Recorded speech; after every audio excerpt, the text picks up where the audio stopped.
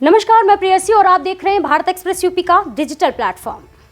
देश की राजनीति में फिर से हलचल मची हुई है। इस बार की चर्चाएं चुनाव आयोग और कांग्रेस नेता राहुल गांधी के इर्द गिर्द हैं।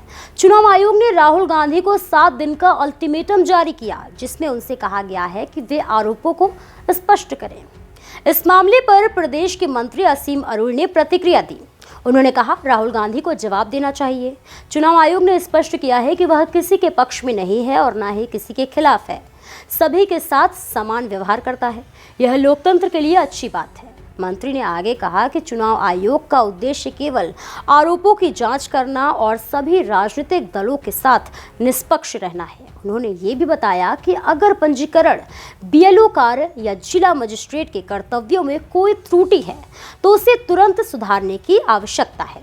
यह सिर्फ राहुल गांधी का मामला नहीं है, बल्कि पूरे देश के चुनावी ढांचे का मामला है। असीम अरुण ने याद दिलाया कि पिछले दशकों में चुनाव आयोग ने कई सुधार किए हैं।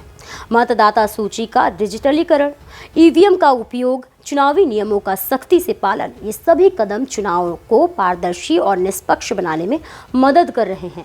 उनका कहना है कि चुनाव आयोग का हर कदम लोकतंत्र की मजबूती और जनता के विश्वास को बनाए रखने के लिए है।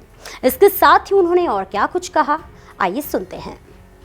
नहीं, राहुल गांधी जी को जरूर जवाब देना चाहिए इस चीज़ के संबंध में, और कोई अल्टीमेटम नहीं दिया है चुनाव आयोग ने। उनको कहा है कि जो आरोप है उनको स्पष्ट रूप से रखिए। देखिए, चुनाव आयोग ने जैसा आज कहा कि ना वो विपक्ष की है ना वो पक्ष की है, वो सबको समकक्ष मानती है, बहुत अच्छी बात है। और चुनाव आयोग, हर पार्टी का जन्म ही शुरू होता है चुनाव आयोग के पंजीकरण के साथ में।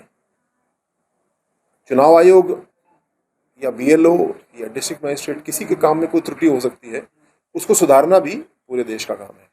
चुनाव की प्रक्रिया को सुधारने के लिए चुनाव आयोग ने पिछले 20 साल में बहुत कुछ सुधार किया। आज बूथ कैप्चरिंग जैसी चीज़ हमको नहीं दिखती है, लेकिन जो वोटर लिस्ट खराब है, हर बूथ से 10-12 वोट हमारे कटे हैं और 20 वोट विपक्षियों को जोड़े हैं, तो ये भी तो एक बूथ कैप्चरिंग ही हो गई। इसको दूर करना है, वोटर लिस्ट की गुणवत्ता को सुधारना है। ये हमारा काम है, ये हमारी मांग है, ये हमारा धर्म है। इसके संबंध में कोई विवाद वाली बात नहीं है। सब यही मांग कर रहे हैं, लेकिन उसको विवाद में उलझा रहे हैं। इसको बेहतर है हम लोग पूरा करें, चुनाव आयोग को अपने सुझाव दें। जब सुझाव मांगे चुनाव आयोग ने, तो भारतीय जनता पार्टी ने लगभग 350 सुझाव दिए। कांग्रेस ने एक भी सुझाव नहीं दिया। तो प्रेजेंटेशन करना, प्रदर्शन करना केवल मीडिया के लिए, वो अलग बात है। लेकिन अगर आप वाकई में भला चाहते हैं, तो जैसे भारतीय जनता पार्टी ने लिख करके अपने 350 के लगभग सुझाव दिए हैं, आप भी दीजिए। उन सुझावों को चुनाव आयोग परीक्षण करेगा। अच्छे सुझाव होंगे तो उनको शामिल भी करेगा।